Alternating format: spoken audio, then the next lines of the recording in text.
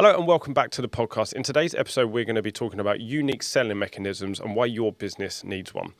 Now, if you are just stuck with working out who you help, what type of person that is, and then it's easy to get lost in this confusion of who you help, right? One of the easiest ways around and more up-to-date marketing approaches have shifted away from too much of a niche, right? You want to know roughly who you help. It could just be business owners, for example. It could be homeowners. It could be people who ride horses, whatever, right? Now, you're going to have some sort of rough guess that if you're male, you may want to specifically work with males, or you may be open to work with both male and female. You may be a female and don't want to work with men at all, right? So you're going to have an idea of who your ideal client is, who you get the best results with from some sort of experiences that you've had through the journey. Or if you're in that stage where you're building something, you've got to think of how can I get the best out of myself? Who am I going to be able to connect with? If I'm talking to 16-year-old girls, not in a weird way, but if I'm talking to 16-year-old girls being a 38-year-old man, I'm not going to have a lot of relevance to them. Am I going to be able to help menopausal women? Probably, because I understand some of the stresses of life and what the toll it takes on their body, but also they're maybe looking for someone that can just give them the direct approach. They don't need the faff and the softer touch. They just want the direct approach to it. But also, I've never been through the menopause, so I can't tell you everything to do with it. I can just steer. I would be able to have to learn how to steer you around it. Can I help 20 to 30-year-old men who have maybe either struggle with things like ADHD, eating disorders, wanted to run a business, wanted to personally develop, stuck in a rut of never earning enough and wanting to grow and build a business and then learn how to market and work with people? Yeah, because I've done that and I've done it a couple of times and I know it pretty well, right? And I know the feelings and everything attached to it. So it's a lot easier to go with your old self as a start. But just talking to that alone isn't enough in 2025. Just talking to a certain niche isn't enough, because you need something now that makes you stand out from the rest. With so many other people moving their businesses online, you need something that makes you stand out, and that's where a unique selling mechanism comes in. If you have something that sounds unique, that's a different system or process to everyone else, that's how you stand out. Now, let me run this past you as if I was making some content, right? We can help you lose 10 kilos in the next 90 days using our forever fat loss formula, right? Or forever fit formula, right? Okay, so you've got a formula to keep me forever fit, right?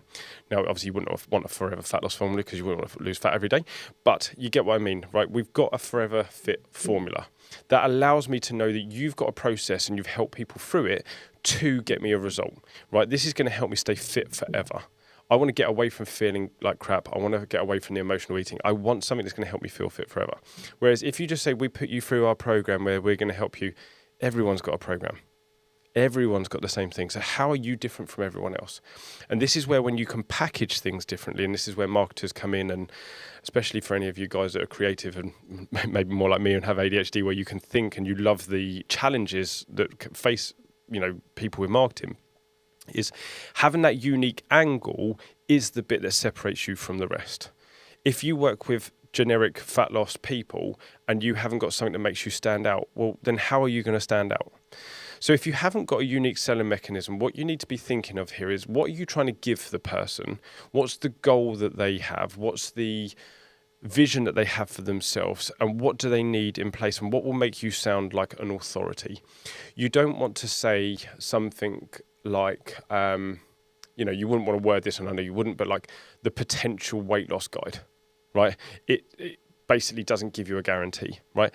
The Forever Fit formula is a system and an approach to keep you forever fit, right? It means that you're always going to stay consistently in a good place as long as you follow it, right? That keeps everything nice and simple and basic. If I was a heating engineer, I was going down the route of okay, we install boilers, we install radiators, we do underfloor heating, we work with obviously water supplies and so on. It